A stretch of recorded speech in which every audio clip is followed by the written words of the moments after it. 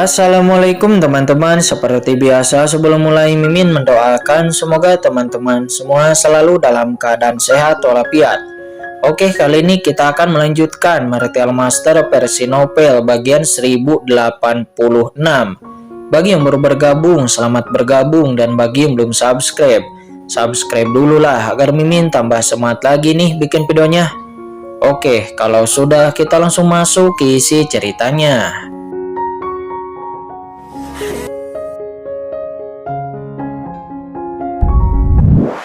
Intinya ini adalah sebuah metode pembatasan yang sangat serius, dan umumnya orang kuat tidak akan dengan mudah mengeluarkannya.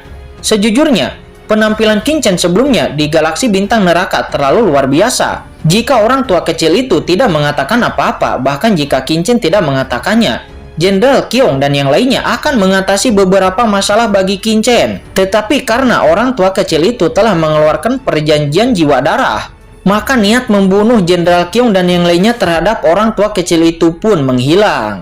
Akan tetapi saat ini Qin Chen benar-benar mengabaikan mereka.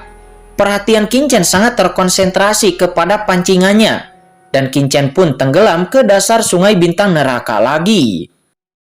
Dalam persepsi Qin Chen, isi bawah tanah sungai bintang neraka mengandung banyak hal misterius.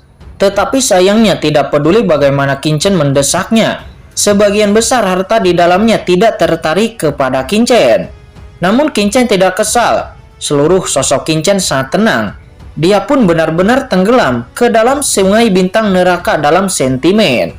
1 hari, 2 hari, 3 hari. Qin Chen tidak cemas sama sekali. Dia tidak pergi memancing ikan di sini lagi. Akan tetapi Qin Chen benar-benar tenggelam dalam persepsinya tentang sungai bintang neraka. Qin Chen jelas tahu bahwa sungai bintang neraka ini sangat luar biasa, dan jika dia bisa memahami makna mendalam di dalamnya, maka itu akan sangat bermanfaat bagi Qin Chen. Dibandingkan dengan hal-hal seperti roh perang dan dewa, galaksi bintang neraka ini adalah harta karun yang sesungguhnya. Tentu saja, dengan kekuatan Qin Chen saat ini dia hanya bisa mengintip sedikit. Sekitar setengah bulan kemudian, Qin Chen tidak menangkap apa-apa lagi. Sebaliknya, Gu Limo kadang bisa menangkap 1 atau 2 ikan sen guang.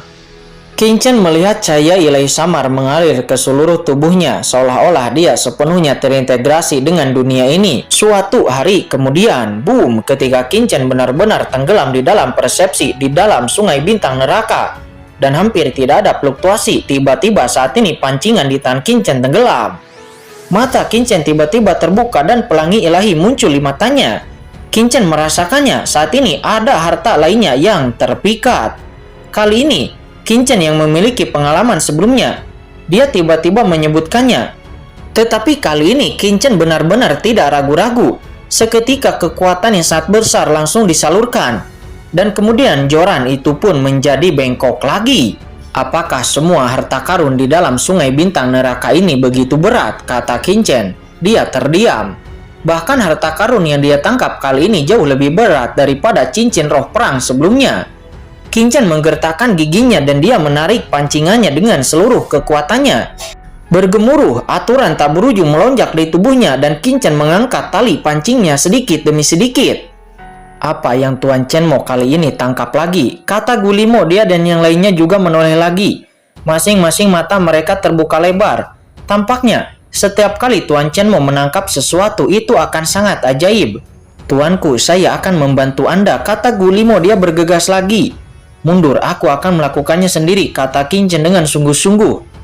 Apa? Mungkinkah itu? Ekspresi Gu Limo tercengang. Umumnya Tuan Chen Mo tidak akan menolak bantuan darinya ketika dia menangkap ikan. Hanya terakhir kali ketika Tuan Chen Mo menangkap harta karun cincin itu, maka Tuan Chen Mo akan menghentikannya untuk tidak membantu. Mata Gu Limo saat ini benar-benar melotot. Apakah Tuan Chen Mo kali ini juga menangkap harta karun lagi? Pada saat ini orang tua kecil itu juga menoleh dengan gugup. Di bawah pengawasan semua orang, Qin Chen mengambil tali pancingnya sedikit demi sedikit, dan butuh waktu lebih dari 1 jam sebelum pada akhirnya Qin Chen dapat menarik benda itu ke atas permukaan kapal luar angkasa. Nampak itu adalah sebuah benda hitam pekat yang jatuh di kapal luar angkasa. Dan kemudian seluruh kapal luar angkasa pun berguncang ketika benda itu jatuh di atas kapal. Ini benar-benar sebuah harta karun. Guillemot tidak bisa untuk tidak bisa mengeluh. Dikatakan bahwa harta karun di Sungai Bintang Neraka itu sangatlah langka dan sangat langka bisa didapat. Memang tidak mudah bagi masyarakat awam untuk menangkapnya. Namun bagi Tuan Chenmo ini sudah ditangkap untuk kedua kalinya. "Cepatlah tuanku, bersihkan dan lihat harta apa itu," kata Guillemot, dia yang tidak sabar pun melangkah maju. Dan harta karun yang gelap ditangkap kali ini juga jauh lebih besar daripada cincin roh perang sebelumnya. Segera Qin Chen pun membasuh harta itu dengan Tianxin Jiu. Dan kemudian benda gelap itu akhirnya menampakkan penampilan aslinya. Dan itu ternyata adalah baju perang yang tingginya hampir 1 meter. "Itu baju besi," kata Guillemot, dia berkata dengan penuh semangat. Armor perang ini berwarna perunggu dengan tanda dan pola rumit yang terukir di atasnya. Pola ini sangat primitif, bahkan Qin Chen pun tidak tahu apa polanya. Tetapi itu memberi Qin Chen misteri yang tak ada habisnya. Keseluruhan armornya sangat lengkap, akan tetapi ada retakan di bagian dada yang sepertinya itu tertusuk oleh senjata tajam. Armor ini telah rusak.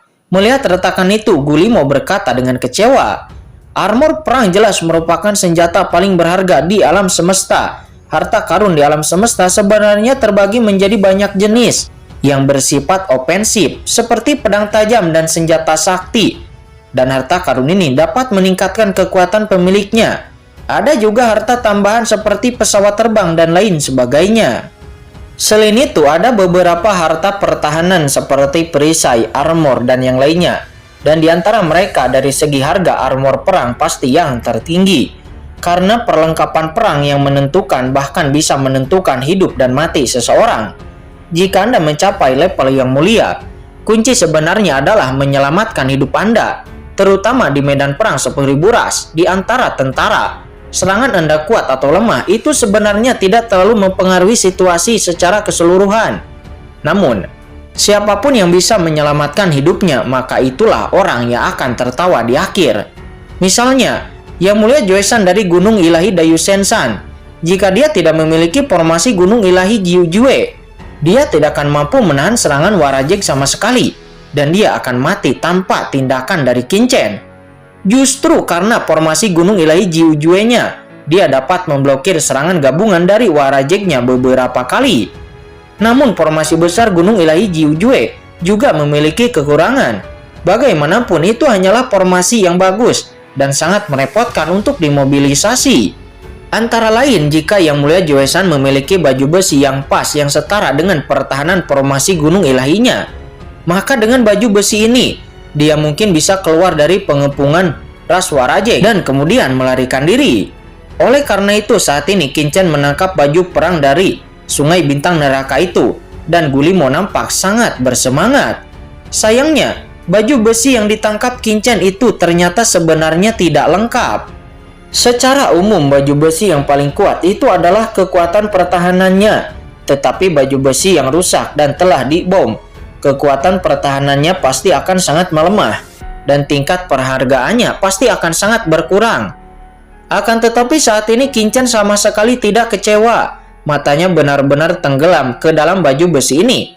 Hanya dengan melihatnya, Qin Chen sepertinya telah melihat dunia yang gelap. Dan Qin Chen merasakan misteri yang tak terduga yang bermunculan. Qin Chen lalu meraih baju besi itu, memadukan perasaan ilahi ke dalamnya dan mulai menyempurnakannya. Kemudian kekuatan tak terlihat memasuki baju besi itu, dan Qin Chen melihat ada tekstur kompleks yang tak ada habisnya di dalam baju besi itu. Qin Chen hanya bisa meninggalkan napasnya sendiri di permukaan tekstur ini. Itu adalah harta karun tertinggi lainnya dari tingkat yang mulia. Meskipun Qin Chen tidak tahu apa tingkat dari baju besi di depannya ini, namun hanya mengandalkan pola misterius ini saja, Qin Chen jelas mengetahui bahwa baju besi ini bukanlah harta tingkat yang mulia panah biasa. Karena jika itu adalah tingkat harta karun yang mulia panah biasa, dengan kekuatan Qin Chen saat ini, dia dapat dengan mudah mengendalikannya sepenuhnya. Pada saat ini, ketika merek jiwa Qin Chen terukir pada baju besi ini, baju besi itu pun langsung bersinar, dan kemudian itu dengan cepat dipasang di tubuh Qin Chen. Dan pada saat yang sama, aliran pesan langsung mengalir ke pikiran Qingchen. Armor Dewa Langit Luas. Dan armor ini ternyata satu set. Aku baru saja mendapat bagian armor di dalamnya, kata Qingchen matanya berbinar. Baju besi ini yang disebut baju besi armor Dewa Langit Luas ini, itu adalah sebuah baju jirah. Setelah satu set baju jirah lengkap, itu dapat menahan semua serangan jiwa dan material. Jika itu hanya satu bagian dari armor, meskipun itu juga memiliki pertahanan yang luar biasa, itu lebih dari 10 kali lebih lemah dari armor tersebut. Jenderal Qiong, coba serang aku dengan seluruh kekuatanmu, kata Qingchen. Dia memberi perintah kepada Jenderal Qiong. Informasi yang Qingchen dapatkan itu hanyalah nama dari armor ini, sedangkan pertahanan sebenarnya Qingchen perlu mengetahuinya dengan mengujinya. Yah, baik tuanku, kata Jenderal Qiong. Dia tahu bahwa dia tidak bisa menyakiti Qingchen, tetapi karena Qingchen memberi perintah, dia pun tidak ragu-ragu. Dan boom, cahaya muncul dari tengah alisnya. Itu seperti pisau tajam yang meledak, dan itu pun menebas ke arah Qingchen dan keras. Dan boom, cahaya mekar seketika, lalu padam seketika, dan Qingchen pun mundur 2 langkah, dan Qingchen sedikit menyernyit. Tuanku, apakah kamu baik-baik saja? Kata Jenderal Qiong. Dia melihat Qingchen mengerutkan kening, dan Jenderal Qiong pun bertanya dengan nada yang cemas. Apakah kamu tidak dengar? Sebelumnya aku memerintahkanmu untuk melakukan dengan sekuat tenaga, kata Qingchen. Dia mengerutkan kening. Apa sekuat tenaga, tuanku? Saya sebelumnya menyerangmu dengan sekuat tenagaku, kata Jenderal Qiong. Mendengar itu, Qingchen pun terkejut. Apa maksudmu?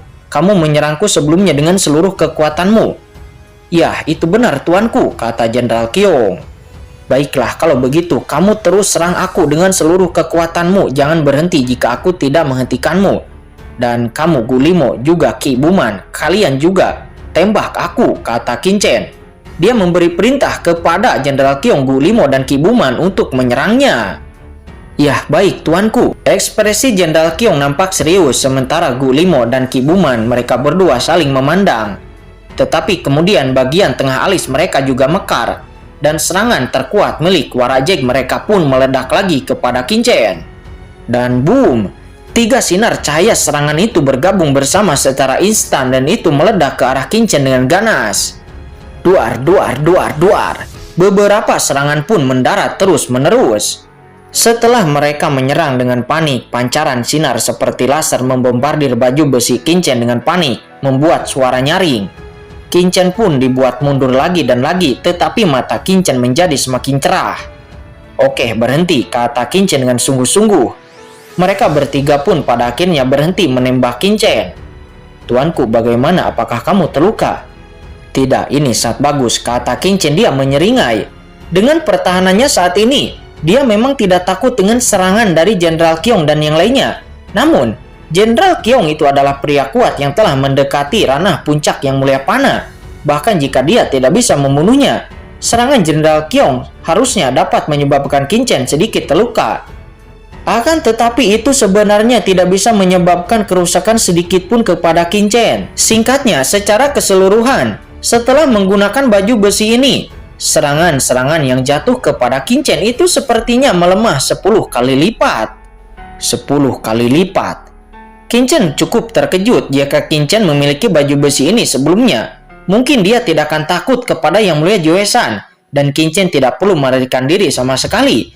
Karena dengan kekuatan Yang Mulia Joesan, meskipun dia dapat menekannya, tetapi sangatlah mustahil untuk Yang Mulia Joesan bisa menghancurkan pertahanan baju besi ini. Namun sayang sekali baju besi ini sedikit rusak. Akan tetapi walaupun begitu, itu membuktikan kengerian dari baju besi langit ini. Hanya baju besi yang rusak, tetapi itu memiliki kekuatan pertahanan seperti ini.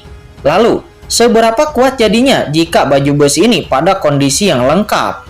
Ini hanyalah armor perang. Lalu, seberapa burukkah Hao Tian di pin armor yang lengkap? Qingchen mendesak armor pertempuran itu, dan lalu melihat kelihatan cahaya halus dari armor pertempuran ini. Dan itu pun langsung bergabung ke dalam tubuh Qingchen dan menghilang. Qingchen telah memperoleh baju besi ini. Qingchen saat ini sedang dalam suasana hati yang baik, dan masih ada waktu 1 bulan sebelum Qingchen meninggalkan segitiga kematian Bermuda. Dan Qingchen tidak akan membuang-buang waktu, dan Qingchen pun kembali terus memancing. Meskipun Qingchen sudah mendapatkan 2 harta karun, namun siapa yang tahu bahwa mungkin Qingchen akan mendapatkan harta karun lainnya. Melihat Qingchen terus memancing, Guillemot dan yang lainnya pun kemudian kembali memancing. 1 hari, 10 hari, 20 hari. Dalam sekejap mata itu adalah periode reguler gelombang segitiga muda, yang juga merupakan hari ketika Qingchen dan yang lainnya akan pergi. Qingchen dan yang lainnya harus memanfaatkan area reguler segitiga bermuda untuk pergi dari sini. Jika tidak, mereka akan melewatkan pesan kali ini yang dikirim oleh Xiaolong, dan lain kali mereka mungkin harus menunggu waktu yang lama lagi. Dan yang paling penting adalah setelah periode reguler berlalu, area yang awalnya merupakan area damai di luar segitiga kemudian bermuda ini juga itu akan terperangkap dalam kabut yang mematikan, dan Xiaolong tidak akan menemukan cara untuk bisa keluar dari sini. Oleh karena itu, kali ini Qingchen benar-benar harus pergi. Namun di bulan ini, Guillemot dan yang lainnya tidak menangkap harta apapun. Akan tetapi pada saat ini ketika Qingchen dan yang lainnya hendak pergi, tiba-tiba pancingan Qingchen tenggelam seolah-olah itu telah menangkap sesuatu. Tangkapan macam apa ini? Kata Qingchen. Dia cukup terkejut dan dengan kekuatannya harta karun di bawahnya sebenarnya tidak bergerak ke atas. Qingchen pun tidak percaya dan dia segera mengerahkan seluruh kekuatannya untuk menarik harta karun itu ke atas. Akan tetapi di saat yang sama juga di kejauhan nampak gelombang tak berujung akhirnya mulai melonjak. Dan periode pasang surut segitiga kematian bermuda akhirnya tiba saat ini. Bagaimana cara melakukannya? Apakah aku harus menyerah? Kata Qingchen. Dia merendahkan suaranya. Tetapi bagaimana mungkin dia bisa rela menyerahkan harta karun sebesar itu yang saat ini sedang ditarik olehnya. Akan tetapi karena harta karun ini sangat sulit untuk ditarik ke atas, sangat sulit bagi Qingchen untuk menangkapnya. Tidak mungkin, aku tidak menggunakan cara yang tepat, kata Qingchen. Dia pun bermeditasi dan mulai mengubah berbagai kekuatan. Berbagai aturan asal-usul dan persepsinya melonjak di tubuh Qingchen, mencoba menarik harta karun di kailnya. Namun kailnya tetap tidak bergerak. Apakah aku harus benar-benar menyerah, kata Qingchen. Dia saat ini melihat gelombang badai yang terus mengalir dari kejauhan dengan area semburan awan berkabut yang secara bertahap terus meluas dan dengan cepat mendekati ke arah kapal perang luar angkasanya. Boom, kali ini Qingchen mendesak asal-usulnya. Semua aturan tak berujung di tubuhnya melonjak dan bahkan kekuatan totem-totem Kaisar 2 Bintang 9 dirilis dan juga kekuatan garis keturunan guntur Qingchen juga melonjak. Dan kemudian harta karun di bawahnya yang tertarik oleh pancingannya pada akhirnya pun dapat ditarik ke atas. Pada saat ini Guillemot dan yang lainnya menyaksikan pemandangan ini dengan gugup. Mereka merasakan bahwa area semburan awan berkabut yang mematikan itu semakin mendekat ke arah mereka, dan perlahan-lahan itu akan menelan mereka. Satu demi satu dari mereka berkeringat dengan gugup. Akan tetapi mereka tidak berani mendesak Qingchen. Mereka hanya diam-diam menyemangati Qingchen. Dan pada saat ini harta karun itu ditarik sedikit demi sedikit. Melihat area berkabut hanya berjarak beberapa meter dari mereka, pancingan Qingchen akhirnya terlempar ke atas kapal, dan sebuah benda hitam yang merupakan harta karun pun ditarik ke atas kapal. Akan tetapi Qingchen tidak punya waktu untuk memeriksanya. Dia pun langsung berteriak, "Pergi, ayo pergi dari sini!" Seketika kapal luar angkasa yang ditumpangi Qingchen dan yang lainnya pun tiba-tiba meluncur dan pergi dari sana, melaju menuju gelombang badai dan berangkat pergi. Pada akhirnya Qingchen dan kapal luar angkasanya itu memasuki area gelombang badai pada saat kabut gelap menyelimuti area itu dengan tenang. Dan kemudian nampak di belakang Qingchen satu demi satu gelombang badai menyerbu ke langit dan kemudian menghantam dengan dahsyat. Itu langsung menghancurkan segala sesuatu yang ada di Sungai Bintang Neraka. Namun untungnya, kapal luar angkasa yang ditumpangi Qingchen dan yang lainnya telah berada di tempat yang aman. Tadi itu sangat berisiko, kata Qingchen. Dia memandang wilayah laut yang tenang, yang saat ini diselimuti area kabut hitam dengan ketakutan di dalam hatinya. Untungnya, Qingchen memasuki area gelombang badai yang tenang ini di saat-saat terakhir. Dan jika tidak, begitu mereka diselimuti oleh kabut berbahaya sebelumnya, Qingchen dan yang lainnya pasti akan mati. Karena setidaknya dengan kekuatan Qingchen saat ini, mustahil untuk bertahan hidup di area kabut yang mematikan sebelumnya. Pergi ke arah sana, kata Qingchen. Namun meskipun mereka telah lolos dari area berkabut yang mematikan, namun bukan berarti Qingchen dan yang lainnya sudah aman.